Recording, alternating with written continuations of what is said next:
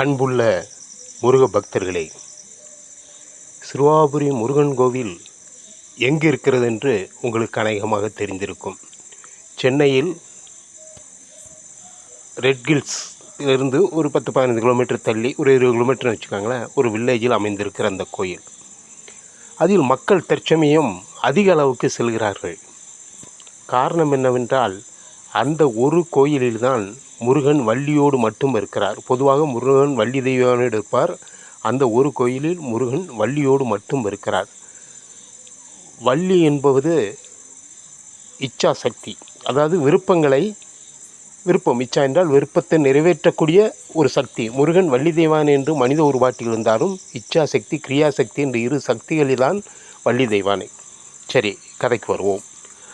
ஒரு முருகன் சூரனை வென்று இந்திரலோகத்தை இந்திரனிடம் திரும்பவும் ஒப்படைத்து தேவர்களுக்கு ஆசி வழங்கி இங்கே வந்து இருக்கிறார். ஒரு நாள் இந்திரன் திடீரென்று முருகனை பார்க்க அங்கே வருகிறார்.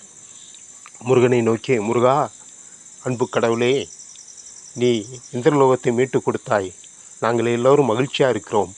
இருந்தாலும் அந்த இந்திரலோகம் பழையது போல் ஒரு சொர்க்கமாக இல்லை, அதாவது பழையது போல் ஒரு பூர்ணமாக இல்லை, ஏதோ ஒரு குறை இருப்பது போலவே தோன்றுகிறது. ஆகவே நீ அதை நிவர்த்தி செய்து தர வேண்டும் என்று முருகனை வேண்ட, முருகன் வள்ளியை பார்த்து, ஏன்னா அங்கே வள்ளி மட்டும் இருக்கிறார் அந்த கோயில் மட்டும், வள்ளி அந்த சொர்க்கலோகத்தை, அந்த இந்திரலோகத்தை ஒரு முறை பார் என்று கேட்டுக்கொள்ள, வள்ளியும் அந்த இந்திரலோகத்தை பார்த்தார். இந்திரலோகம் பழைய நிலைமைக்கு பரிபூர்ண ஒளி விருந்திய இடமாக மாறிவிட்டது.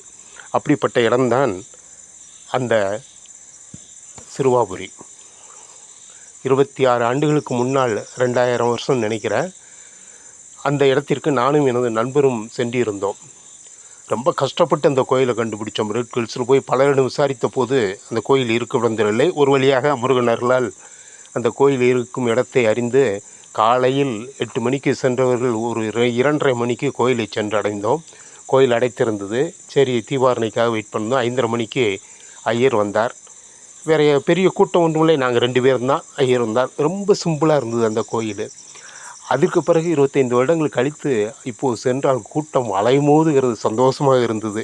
இதற்கெல்லாம் காரணம் யார் என்றால், தூத்துக்குடியைச் சேர்ந்த இளம்பரை மணிமாறன் அவர்கள் ஒவ்வொரு மீட்டிங்கிலும் இந்த சிறுவாபுரியை பற்றி ரொம்ப அருமையாக பேசுவார்கள். அங்கு வள்ளியோடு இருக்கிற முருகன், நீங்கள் என்ன நினைத்து தடங்கள் ஏற்பட்டாலும், நினைத்த காரியம் தடங்களில் இருந்தாலும் அங்கே போய் வாருங்கள், உங்களுக்கு விரைவில் நிறைவேறும் என்று கூற, அதுபோல் பல நண்பர்கள் சென்று அதை நிறைவேறியதையும் கூறியிருக்கிறார்கள்.